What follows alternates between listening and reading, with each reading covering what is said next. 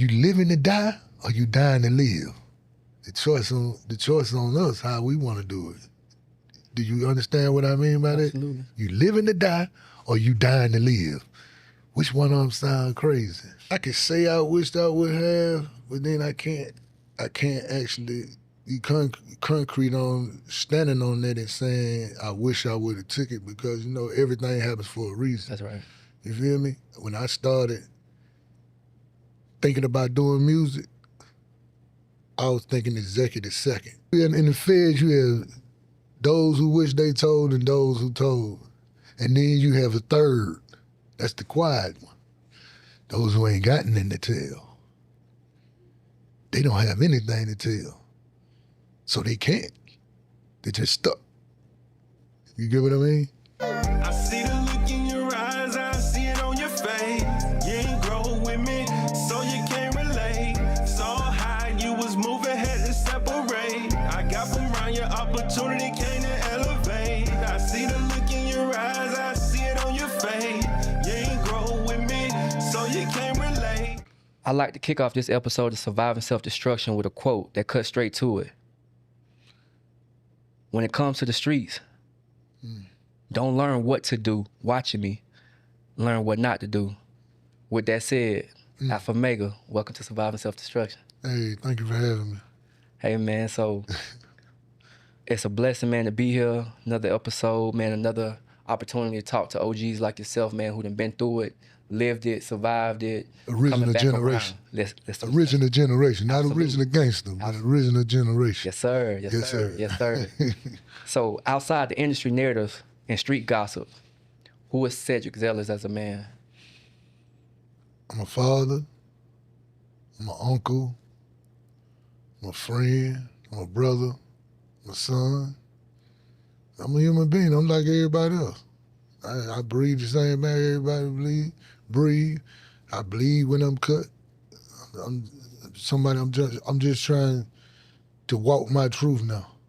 Walk my truth. And I've been through the hellfire, coming out the hellfire now, coming back to real life reality, because I see a lot of things that is not right, and I blame myself for a lot of the things that the young dudes out here doing now. I actually would stand up and take responsibility for it, because I set the way for that. Like I said, original generation, we to blame. We can't blame them. They only moving out where we taught them, what they saw. Yes, sir. Techwood projects, right? First projects in the United States where the government started their laboratory researches. Like, people don't get it. Like, it's projects everywhere in the United States. Every city, every state got a project, but mine's is the original, the first projects where they started their research. Just like they did down in Alabama when they shot them boys up with that syphilis. They started right there with that, and it spread everywhere like an epidemic. It's the same thing where I'm from. City within the city? City within the city. How you know about that? Break that down for the new viewers who have no idea about Techwood, the history, the Pine Streets, the 118. 118 Pine Street. What else we got down that way? Honeycut. Honeycut. We got Venable. We got Mary. You know, we got Fowler. Lucky Street. What you know about all that? What's going on? You been doing a study, ain't you? Walk me through that. So Yes, back then, right? So when you hit that 285 connector, for a lot of folks who've never been through Atlanta or nothing about just this area. Yes, sir. How Techwood used to sit off from the highway. Okay, 285 is the circle. You already know that. So we came off 75, 85. Okay. We sat right across the street from Georgia Tech College, like directly right there in the middle of downtown, in the middle of everything. The Omni, what they call it, the CNN Center, anything you could think of, we was right in the middle. That's why we nicknamed ourselves and other people. You say Techwood is a city within the city, man. Yeah. So what was the year of your childhood? Was it the 70s? You grew up in the 70s? Yeah, I came up and I was born in 1972. How was that back then? Man, it was hard, man. It was more loving. It was hard for us financially, But it was more loving because everybody was more closer then because people didn't have money then. By us as a people of color, black people, however you want to call it, by us not having money, we had to be closer. So we got to know everybody. We got to know everybody. But it was hard. it was tight, but it was hard. And it was good. Learned a lot. So let me back up a little bit. Yes, sir. Coming from Atlanta for sure, Techwood Projects, 118 Pine Street to be exact. Mm-hmm. The environment at the time. Paint the narrative about, being the first project and Being the first president of the United States because I was all over. Then I just tell you, I was all over the West Side. I was all over. I was on Martin Luther King, and then I went to FL Stanton. I went to Venetian Elementary. I went to King Middle School. And back then, in those days, most of the things that we were scared of was the kidnappings and killings of the Atlanta missing and murdered children. These are the only things that had fear in your heart back then. When all the children were coming up missing, that's what we went through. Other than that, we played marbles. We went over in the junkyard. We should go in the junkyard. A lot of people don't realize that we went in the junkyard, and the junkyard is a gold mine if you really want to really look at it, because we used to go in the junkyard to go in the old cars and look down in the seats, the cracks of the seats, and find all the change. So we would come home with pickle jars full of change, and then when we couldn't do that, we would go to the store and we would steal. We would steal cupcakes, Twinkies, now and laters and stuff. But like I tell everybody, my thing, I was different. I would steal the whole box.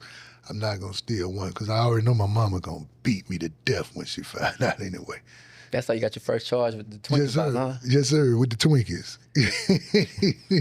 That's real. Yes, sir. So let's take it up a notch, right? Yes, sir. So since the age of 3, you witnessed a lot of domestic violence between your moms and your brother, father. Yes, sir. How did that impact you, man? As a teen growing up, just seeing that and embodying that, those experiences. It was something that was dramatic. It was something that shouldn't be.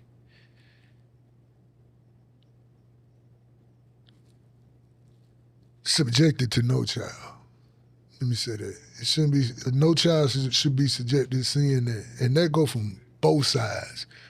Not gonna just put everything on my brother's father, because my mom played a part in it too.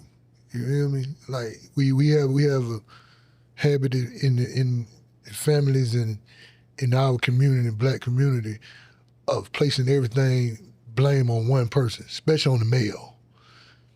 And he did some bad things with my mama, you feel me? But my mama played a part in it. She actually played a part in it. And I speak with my mama right now about it. She don't like to speak about it because, a lot of people say, like, a lot of women, they have a problem with accepting responsibility. It's another word besides responsibility.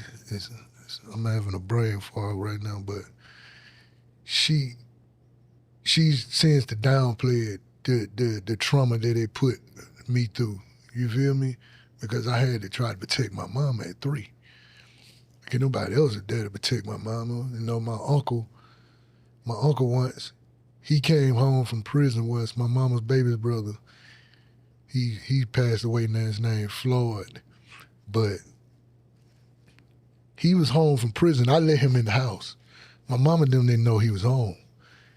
And I don't know what had occurred, but my brother's father was home that night too. He still didn't know my uncle was there because my uncle was in the room with us, asleep. He never came out that room. And him and my mama ended up getting into it. My uncle came out to help my mother to get my brother's father off of her. And when he fought my brother's father, my mama jumped on my uncle and called the police on my uncle, telling him to leave him alone. And my uncle flipped, my mama was like, he flipped over the table and he was like, "What are you doing? Like, you crazy? I'm trying to help you. This man, this man will kill you. You playing games. Like, this man been to Vietnam. This man was a sergeant. You know what I'm saying? This man was trained with weapons. Like, you playing games, mental games with this man to where it's dangerous. But she flipped on my uncle. And it made me see something different. That time I seen something different that was like, whoa, you trying to help somebody and they flip on you. And then I started looking at it like, he might not be all the way to blame for you to even flip on your own brother like that. And then having a talk with my father one time, he told me, he like, you got to protect your mama, but you got to realize too, women will do things to push buttons and do things that make a man act different than he normally would, and then they play victim. And if once you try to help them, they'll actually turn on you. My father said, like, he used different terminology. I don't know if it's cool to use that terminology on the show with you, but he's like, the dick powerful than your love for them. And then you don't know exactly what she done did to cause none of this. That's deep. Yes, sir. In what year and age you were arrested for trafficking cocaine and sentenced to 26 months in juvenile? I was 13. 13? Yeah, I was 13, man. We was in Techwood, man. I had got away from the police officer.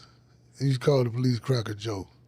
He was one of the baddest police officers that they had in the city of Atlanta. When I say bad, I don't mean like he just deuced it. Nah, if he wants you, he's gonna get you.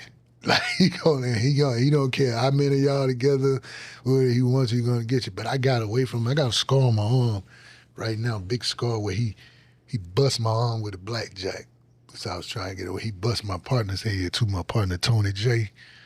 He bust Tony J head with the same blackjack. He had a habit of, like, he wanted to stop drugs bad.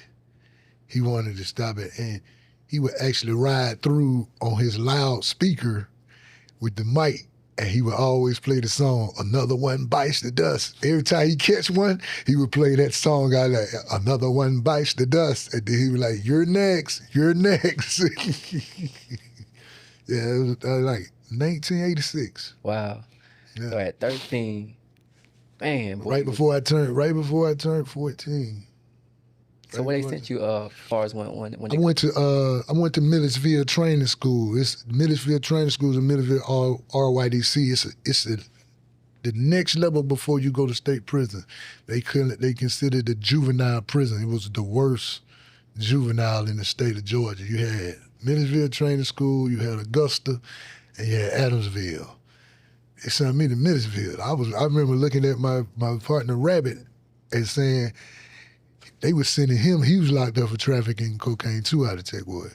But that's who I started selling drugs. The same day I started, he started. We both started together.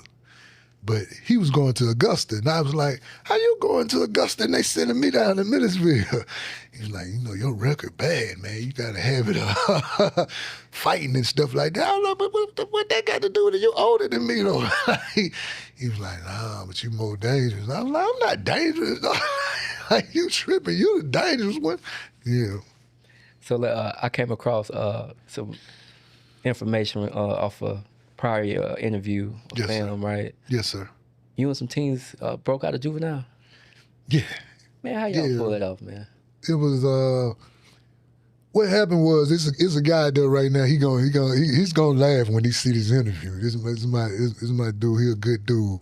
He always say, "Who throwed the chair? Who throwed the chair?" If you say that right there, if anybody said that to him, he'll look at me and say, "He did."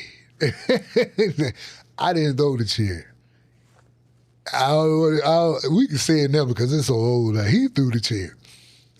We were all in juvenile, and it was on I think it was a Thanksgiving. Yeah, it was Thanksgiving. But we were making calls. They would give us calls. So we would go into this room, and the room was like the clothing room. And they would give us 5-minute calls to call home, talk to our families and stuff like that. Anyway, I went in the phone and talked to a couple of my people, and the girl I was talking to at the time, Keisha, because I was young. And she stated she was going to Jelly Bean skating ring that night. She's like, we all going to Jelly Bean. I'm like, hey, man, stop playing like that. You ain't going to no Jelly Bean. Don't play with me like that. She's like, what you going to do, skate? And I said, oh, you think it's a joke? I said, you think we can't? And then she was like, man, I don't see you do some crazy stuff, but I don't think y'all going to do that. She's like, prove it. And I was like, how much you bet? And then she was like, whatever you want to bet. I said, we'll be there. And we get on the phone, when they made their calls, they come out, and we sitting in the chair, and they like, what's on your mind? I said, I'm thinking about how we gonna go home tonight. I said, we need to go to Jelly Bean. They like, Jelly Beans? Everybody starts saying, Jelly Bean, how we gonna do that? You think that? I'm like, what we gonna do? Let's do it. And they were like, well, what we gonna do? I said, well, they only have 4 or 5 staff members. It's at least 20 to 30 of us on each side of this. It's an A block. You got A section, B section, C section, D section. We in C section. C section is the dangerous section back then in 445 Capitol Avenue Juvenile. So I told him, I said, first staff member walk through that door, we're going to take him. They're like, you serious? I'm like, yeah. And I said, we just need somebody to hit the light. And my little dude who I always say, who throwed the chair? Who throwed the chair? Soon as the dude came off the elevator, he hit the lock. He looked and the light went out. Pow! Soon as he opened the door, the lights went. Pow!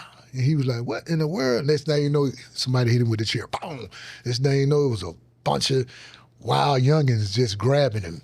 Everybody grabbed him, got his key. I'm sitting there just watching it. And he looked at me, he said, you did this, didn't you? I said, hey, man, I'm just trying to go to Jelly Beans, man.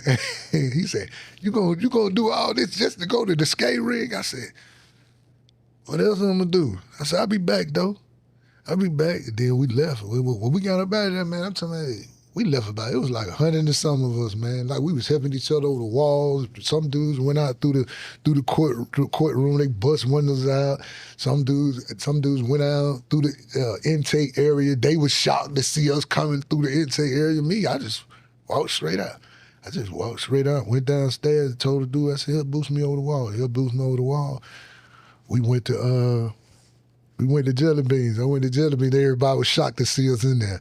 After I left Jelly Beans, got a ride back over to Techwood. My mama seen me, and my mom was like, no, you getting your ass in this car and you going back to that juvenile. And I said, all right. I didn't want to stay out nowhere. I just wanted to go to Jelly Beans.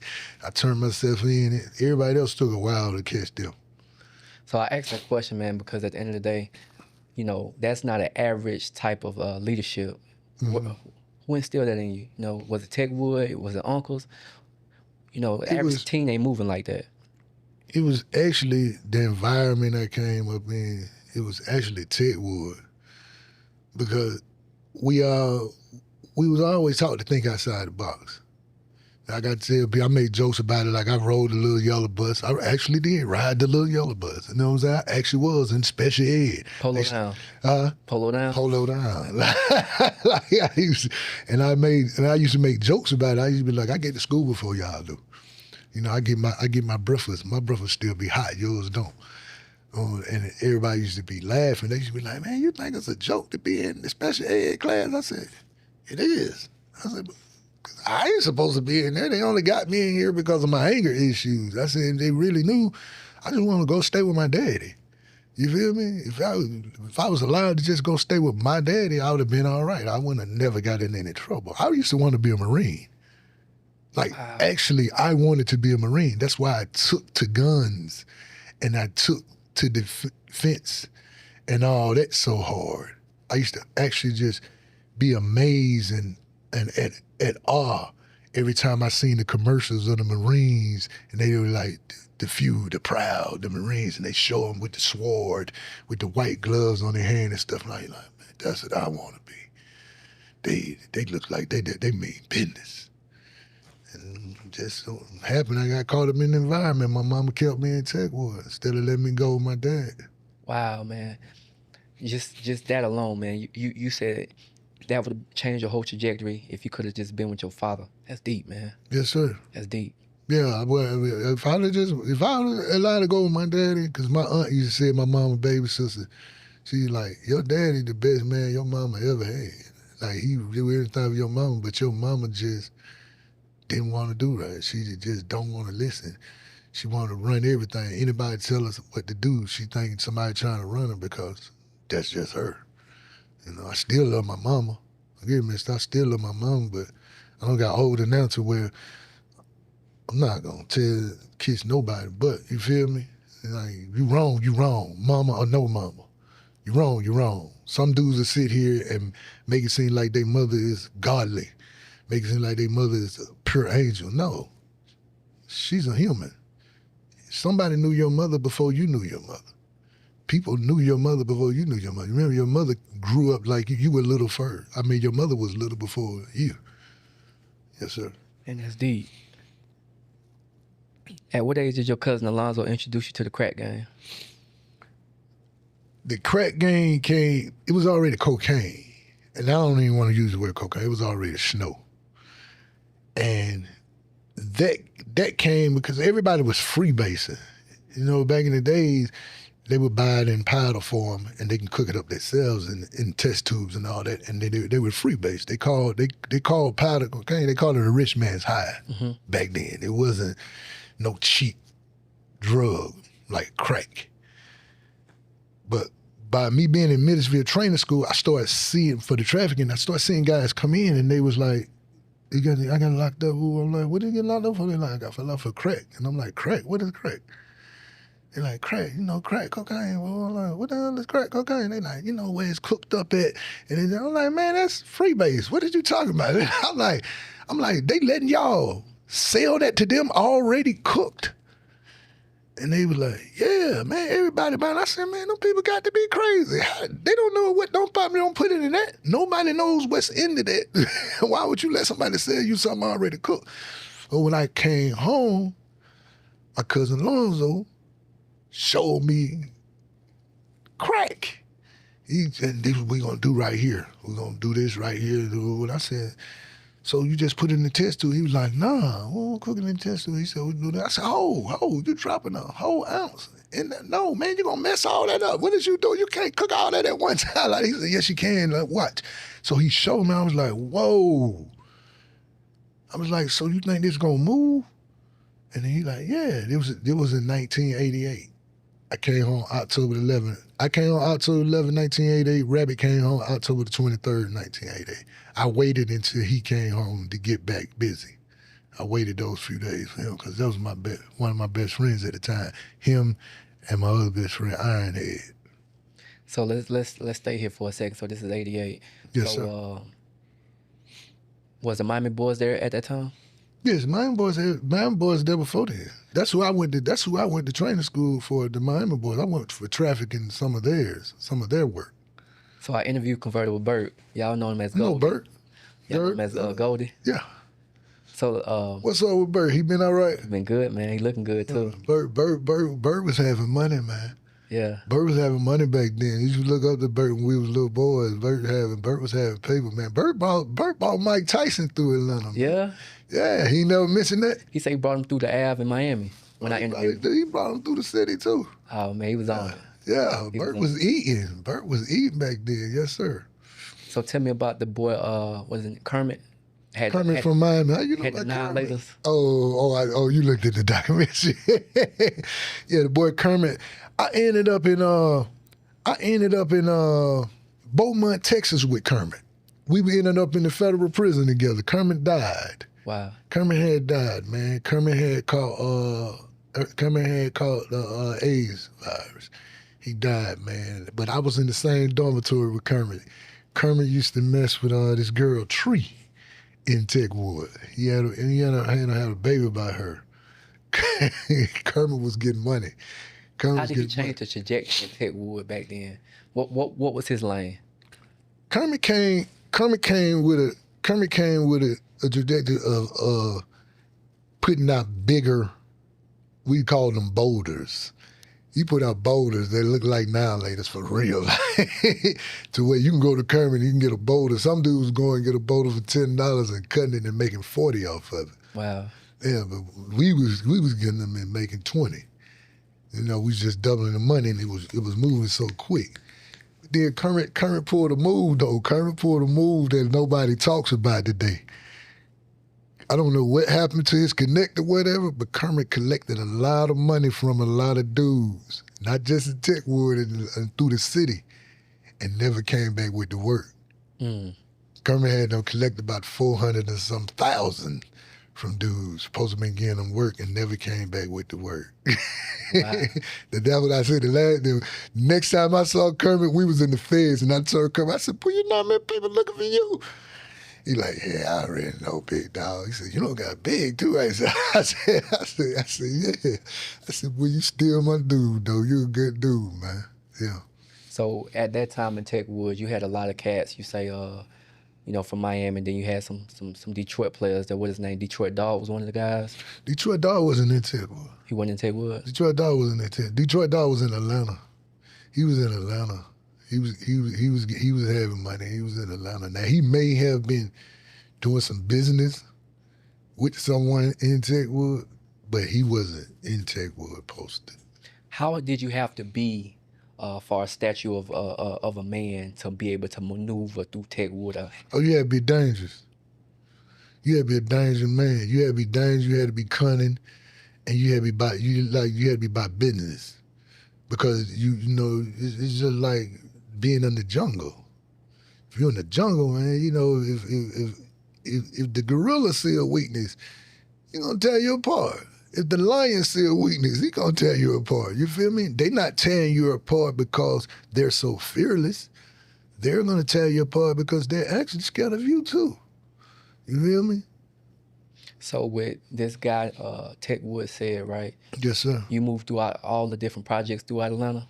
Yes, I went to every project. You can run that through anybody you want. I was in every project because I got one of the biggest families in the state of Georgia, not just Atlanta. I one of the biggest families in the state of Georgia. My grandfather had 13 children by my grandmother, and he had 17 children on the outside by 17 different women. And each one of his brothers had like 12 to 20 children apiece. Like, serious. And the reason I asked that question because I want to lay the groundwork as we get into further questions. But the man you are, like, you know, back in those days, even to now, you just can't move throughout the city like that. No, not everybody can't. Everybody can't because, you know, like it's like being in the jungle. It's the same thing, you know. The reason I was able to do it because I came from a family that was so big and we was everywhere, and I knew everybody. Like, everybody knew me. You know, I think I was with my mama. My mama would leave me a lot, bro. She would leave me. My brother had his father. He can go to his father, to his grandmother, them house. My mama, for some reason, she was kept me there, and I was left alone a lot of times. People don't realize my mama left me outside one day, dog, when I was like 3 or 4, bro. My mama pulled off on me, bro, with a dude in a truck, and I'm running behind the truck crying. And it's like 9:30 at night, and I'm like, Mama. She looked back. The guy tried to stop, but I guess she told him to keep going. And I was outside, bro. Like, I actually slept on the stairs. The neighbor came out. I don't want to say like no bitch. So, the neighbor came out, and she let me in her house. She let me in her house, Miss Cunny. That's deep, man.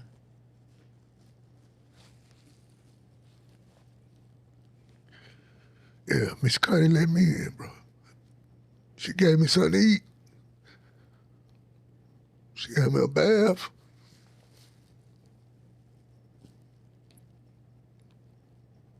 She told my mama, she said, your mama wrong. She said, but you're gonna be all right one day. She said, cause you scrum. No, I still love my mama though. You keep going, pal. Nah, it's all good, man. Yes, sir, yes, sir. December 24th, 1988. Yes, You sir. had 26,000 in cash, jewelry, women. Thought you was rich, man. Walk me through that with that 26K. Oh, that's when I had. It's when we was just getting back in it. We was just getting back in the streets. Good, me and my partner Rabbit, because we both had just came home. And I had ran a little money up there. That's when I went out there and I was giving away free coke, free crack. I was just giving it away because I felt good to be home. I felt good to have my own money. I was young. You feel me? So you couldn't tell me that 26K wasn't like 26 million. You could have told me that back then, 88. Come on, man. You know what I'm saying? So that's what I did. Like, they got a movie out now called American Projects of the Ghetto. It's supposed to be named Techwood at first, but then they switched it up after I talked with the guys and stuff. And they did a great job on the movie. Let me give them props for that. They did a great job. But they was going to make it a series called Techwood, but that's actually about my life.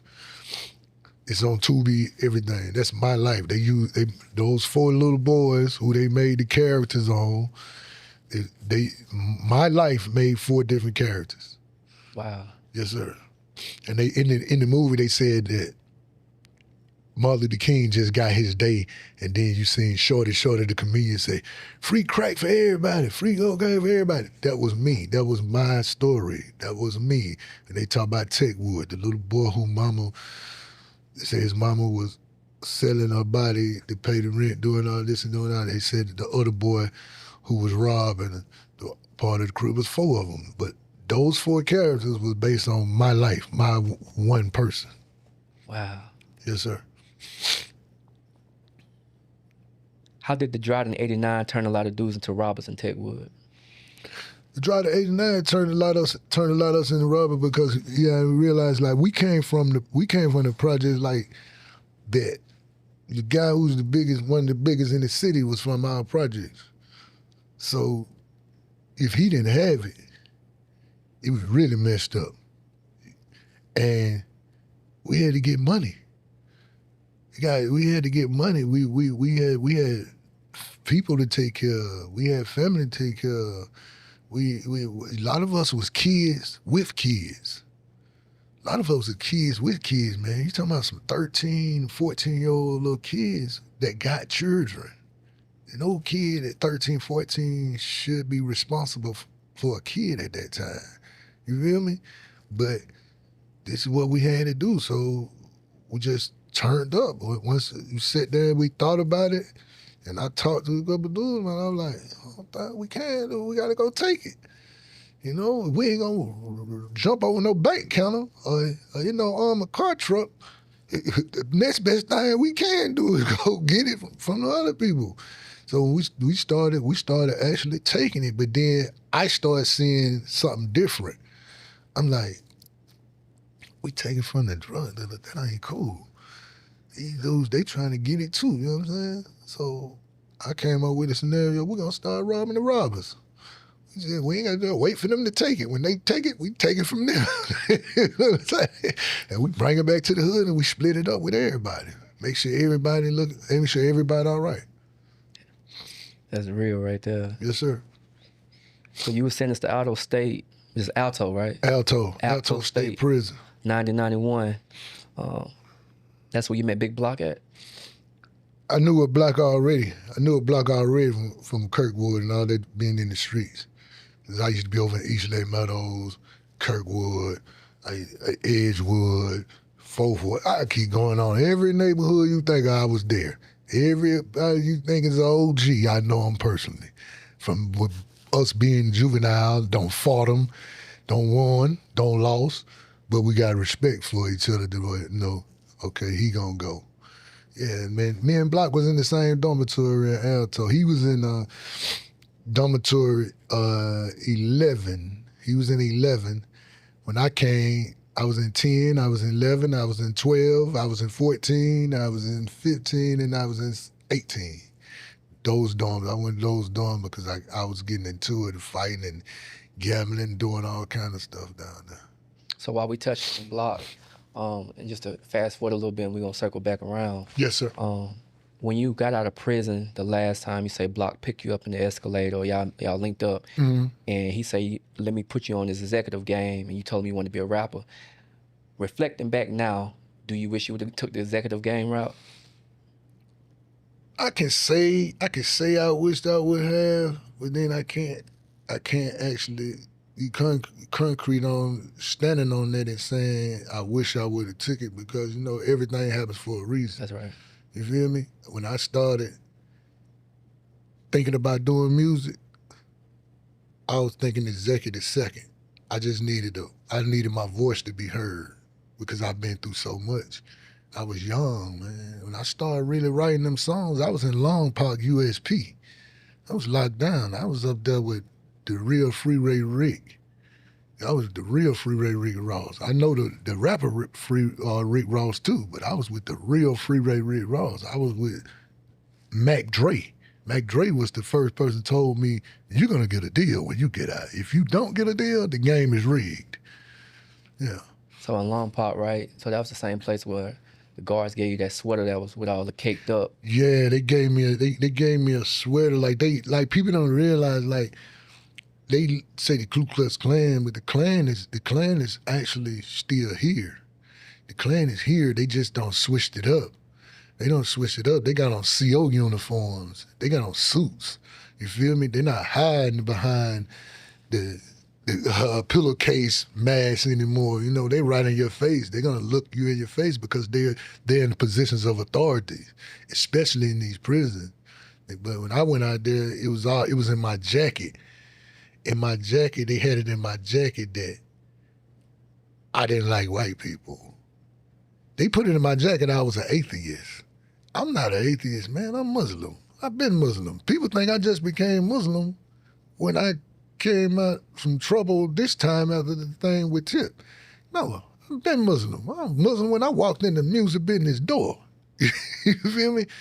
So they had it in my jacket out there in Cali that I was atheist, that I hated white people and all this. So when I come through the door, they was already waiting for me. And they gave me a sweater, and I don't know what the sweater had in it. Like, when I put it inside the water, though, it was a lot of dirt, like it had never been washed since the day when it was first worn by anybody. Or it seemed like they soaked it in stuff, but it broke my skin out and stuff. And they put me in a hole. And I was in a hole for almost a year. Wow. At Long Park. For no reason. I didn't do nothing to nobody. Like, they put me in a hole. They put me all the way at the end. I would go to the showers. They would leave me handcuffed and shackled to take a shower. They wouldn't let me get no phone calls. They wouldn't let me get no mail. They wouldn't let me get no commissary. My family didn't even know where I was for almost a year. Until a guy named Reese from Northern Cali and Freeway Rick Ross, and Mac Dre started talking to some guys about me and made sure that those guys would get on the phone and holler at me through the vent and ask me what my family phone number is and call my family and let them know where I was at and let them know I was all right. And that's what they broke me. Like, them people out there in Long Park, they broke me. They broke me to the point where they did a number to me, bro. Like, they broke me.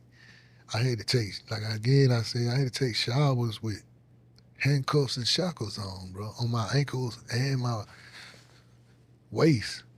I had to stoop down and pick up the little soap. You know how it be little soap left in the bathtub? Dudes would leave it in there. And I would have to smush 2 or 3 different little pieces of soap together and make it into a big enough piece of soap to wash my body with.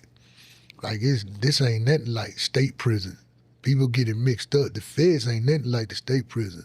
The feds, they would do a psychological mind game to you and drag you, bro.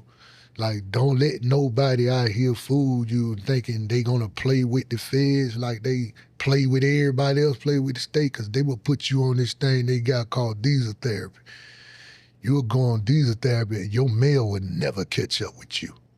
they will move you from prison to prison every day. Soon as you get to that prison, you get your bedroll unrolled, take you a shower, lay down in your bunk because you just got there. They will wake you up at 5:30 in the morning and tell you finna be shipped again. I know guys that they did this to for 5 to 7 years straight. Every day they would get them and put them in a new jail. They mail never caught up with them because they was getting them, trying to take them through it to make them break, give them the information that they wanted. And you're gonna get tired eventually. Eventually, they're going to wear you down. You're going to get tired because they have the resources and the manpower to do it. So while we here, would you say you survived being real? I can't say I survived being real because I've never been real. I'm going to label myself real. You feel me? Because real, to me, ain't real. Real to me ain't real. Like, I look at dudes say, hey, I'm one of the realest niggas you know.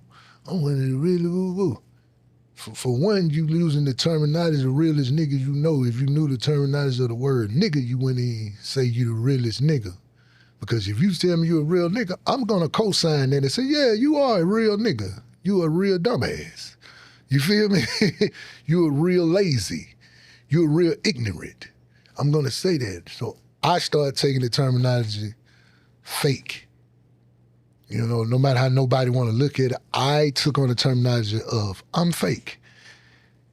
If you feel that you're real and you feel that what I do or have done makes me fake in your eyes, thank you. You feel me? That's how I look at it. Thank you, I'm fake. Fake keeps you free. Fake keeps you safe.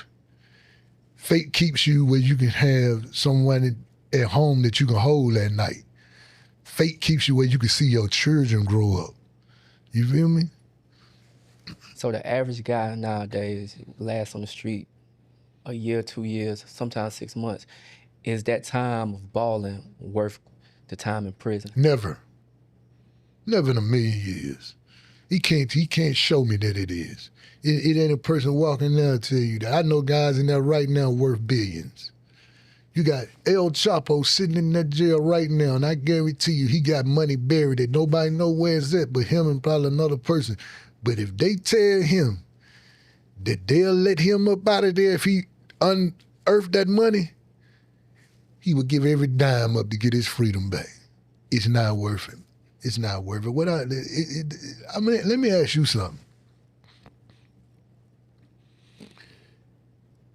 If they told you you could smoke the best marijuana in the world today by hitting the blunt one time, and it's gonna keep you high for 3 days straight, but you ain't gonna be jittery. But it's a chance in 6 months you're gonna lose your lungs. You think it's worth it? Yes or no? Not at all. Okay then, it's the same thing. Yes, sir. Man, that's deep. So with that being said, you see a lot that's online, man, about, you know, who ratting, who this, who real, who fake. But, you know, I came across Everybody ratting. an insert online where they say, you know, And it it's ain't only ratting. two ways, right? It's 2 ways. It's either people who wish they told. How does it go? Is those you in the feds, you have those who wish they told and those who told. And then you have a third. That's the quiet one. Those who ain't got nothing to tell. They don't have anything to tell. So they can't. They're just stuck. You get what I mean? And back to the thing when they say ratting. Man, everybody talking, man. They can say what they want to say, everybody talking, man. You go through every rap song, not just some of them. Go through every rap song. Point out one thing that ain't been told in them rap songs. I'll wait. They tell you every time, I'll beat somebody's ass. We get money. We got that work. We got the best weed. We got a lot of hoes. I can go on and on. If that ain't telling, what is it? If that ain't telling, what is it? You do a news reporter giving up the news, that's telling. If I come and tell you what I heard about somebody else, I'm telling. Trinidad James is the best one to say it, and I think it went over a lot of people's head when he said it. But when he said it, that's the part I kept playing back, and I want to salute Trinidad James, boy, because you one of the slickest I've ever seen and heard do it. You said, I don't mess with no snitches, so don't be telling me who telling. Nobody caught that. They was just rapping.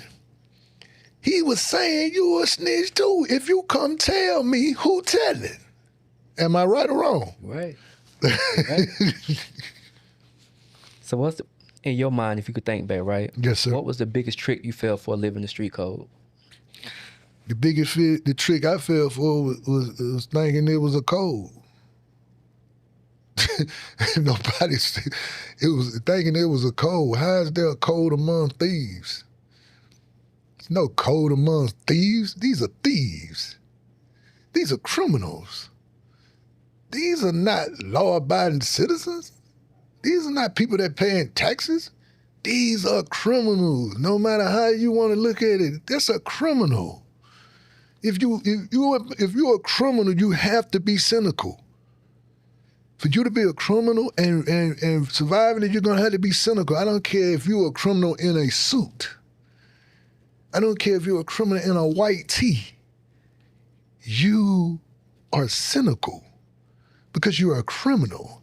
And anybody that tries to sugarcoat it and say, no, he ain't like the rest of them. How? You still in the game. And then it's not a game. You still in that part of life. If you're not in the streets in that part of life, you wouldn't even worry about the code. Ain't no code. Again, ain't no code. Everybody always want to say, man, that ain't part of the game. Man, that ain't code. It's codes to this. Everybody want to say it's unwritten codes. Bro, if it's unwritten, it's not real. I don't want to hear it. I really don't want to hear it. I've been in it for a while. I'm not in it no more, but I was in it from the beginning. And I know it wasn't no code. I don't see some of the worst of the worst. I don't see some guys ride with a dude every day, man, and try to kill him. And you ask him, hey, what made you try to kill dude? Nah, I just didn't like what he did. What did he do? He did, that ain't no reason to kill him. Just leave him alone. Oh, no, man, this all about the street, man. It's a code. It is, man. Man, I don't want to hear that foolishness, man, because if that's the case, you broke the code. You broke the code. You sat at that man mama's house and you ate her food. You broke the code. You rode with this man every day. You did this and you did that, and then you turn around, you want to take this man's life from him because you saying he rubbed you the wrong way. That ain't the code either, bro.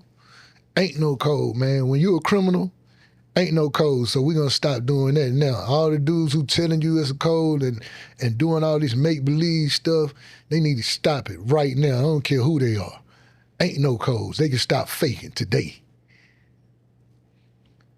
What does losing your freedom teach you about time? How valuable it is. It's worth more than everything that you could think of, just like your heartbeat is. Just like your heartbeat is. If you lose time in your sleep, if you go to sleep and the things while you sleep, have you ever went to sleep and woke up and something don't happen? You're like, what? That happened that quick. You get what I'm saying? Things can change that quick. So imagine if you go in and do time. You could do a day in jail for a traffic ticket. And some change in a day. Somebody might pass away. Somebody might take somebody else's life. Somebody might commit suicide. Anything can happen, man. You know, I tell young dudes now, value your time, man. Value your freedom. Value your freedom. We had people that were slaves, man, that died trying to be free. And here we are, we dying to get to the prison. It don't make sense. You living to die or you dying to live? The choice on us how we want to do it. Do you understand what I mean by Absolutely. that? You living to die or you dying to live? Which one of them sound crazy? Sounds like an oxymoron statement, don't it? Yeah. Yes, sir. So getting down with Grand Hustle, you know, being in the music business, when you got out, was it 2002 when you got out? I come home in 2002, February the 8th, 2002. I went to Philadelphia. Met with Benny Siegel. Yes, paid him big, $5K. big beans. I didn't pay him $5K. I told him I got $5K if you don't like me. There you go. I stand corrected. Yeah. So, Yeah. And what you spit it, he was like, hey, you need to get down with When it. I spit, he was like, 'cause I spit for his mother and them first, and they was shocked. And then they called him and stuff. He came. They thought he was in Atlantic City, but he wasn't. He was in Philly. And he came, and he heard me spit, and he's like, okay, give me another one. I give him another one. Then he said, give me another one. I give him another one. And then I had this one I did called 100 to 1. I had a song, I did the 4 or 5 ways for him. And I had another one I did called 100 to 1. When I did 100 to 1, that's when I took him all the way in. And he was like, you was listening to my song when you was locked up, wasn't you? I said, yeah. He said, I could tell how you did that. I said, yeah, because I wanted to outdo your song. I said, that's why I did it like that. I said, because you was spitting. I said, but I knew I can go harder. He said, that's what you're supposed to do. He said, alhamdulillah, I like that. You're supposed to do that. And he told me to get with him, and I told him, like, no, I'm just like you.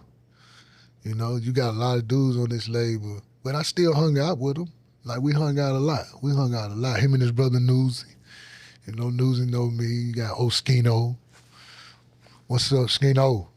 And I slept on his floor and everything. Knew his mama. Got Sparks. Sparks was with us.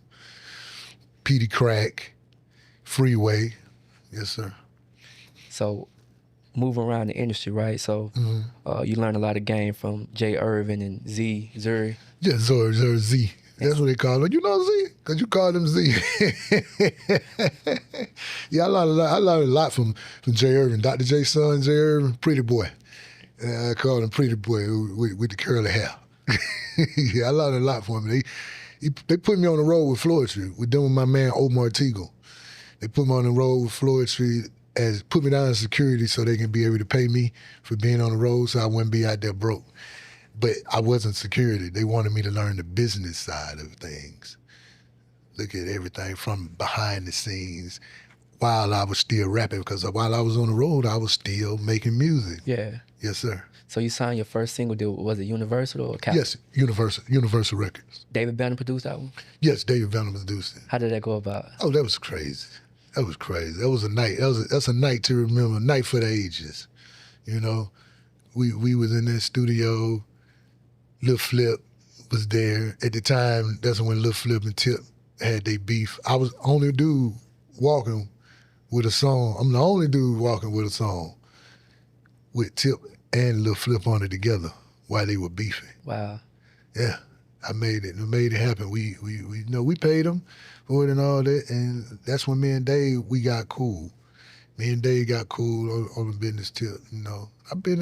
Dave don't been there for me, I've been there for Dave too. Dave had his own little problems in the industry with certain person, I don't want to say the name. For sure. And I got a call from him asking me, you know, to go with him and say something. I'm like, well, yeah, I got your back. I don't give a, how many of them in there? I got you, let's go, you know. So we're going to stay right there on that one, because yes, sir. You just sparked something. So getting down with Tip, Block, you know, that's your boy from early on, was like, hey, you may be a good fit for Grand Hustle. Yes, sir. Getting down with Grand Hustle, you and T.I. came together with a handshake of understanding of how the business going to go. You love Tip unconditionally, didn't you? Yes, sir. You come to love him unconditionally. Yes, sir. So because anybody I'm with you. If I'm with you, I'm with you. If I'm against you, I'm going to tell you. You know I don't rock with you, dog. I can't sugarcoat it. Everybody say I got a problem with that. I got a problem with letting stuff come out of my mouth without thinking it through, and I'm like, no, I just not like everybody else. I can't sugarcoat it. You feel me? That don't mean I got beef with you because I can't rock with you. You feel me? We can do business later on, but I can't rock with you personally. Yes, sir. And so with all that came with it, it was just second nature to inherit whatever come with him. That's my man, whatever. I'm Yeah, fine. whatever he with, I'm with it. You do something to him, you're gonna have to do something to me. These are facts. You can stand on that. You can put the rent money on that. You feel me? So that's why it hurt so much that me and him went through what we went through. That's why it hurt me so much. That's like one of the biggest reasons it hurt me so much, because people actually think I did something to him. I didn't do nothing to him. Never told on Shawty. I never was on his case. And it just hurt me that he has never came out and publicly said that people are actually walking around thinking this. And that's what hurt me, you feel me? Which case you referring to? His federal case.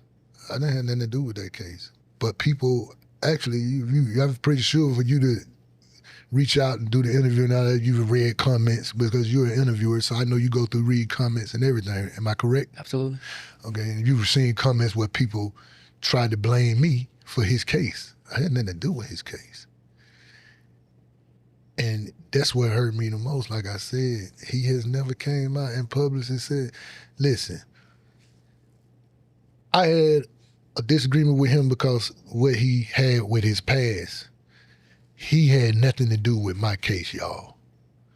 That's what hurt me. He has never stated that. Yes, sir. And that would have made a world of a difference.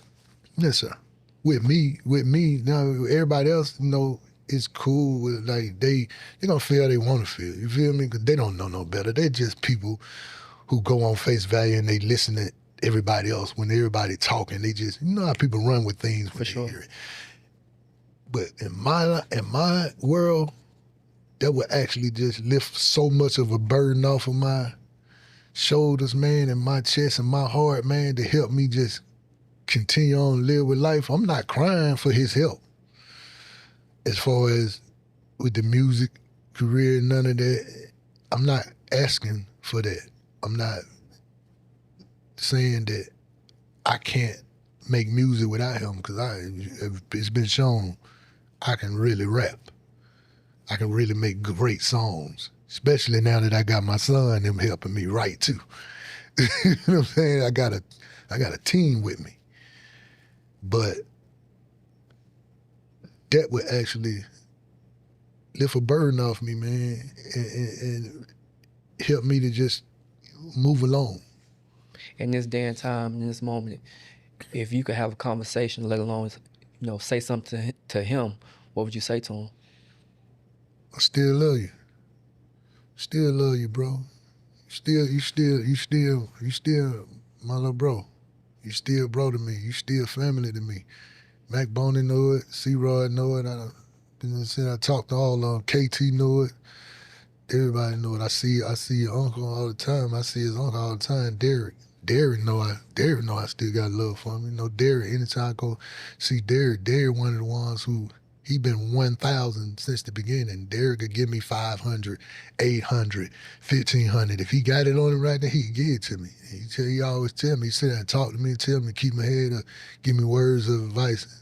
You know what I'm saying? Positive words of advice. He tell me, keep my head up. He like, I know what you're going through. I know how you feeling, dog. He said, I talked to him. I told him, you wrong for what you did to him, bro. Like, you left him like that. He never would have left you like that. I never would have left him like that. Like, when people was talking about him, I went to bat for him. I'm gonna go to bat for you. You know what I mean? As long as you hadn't raped no children, you ain't raped no women or harmed no old people and stuff, I'm gonna go to bat for you. And that's deep. Yes, sir. One thing I want to touch on before we get out of here. Yes, sir. It's been over, 15 years, 20 years?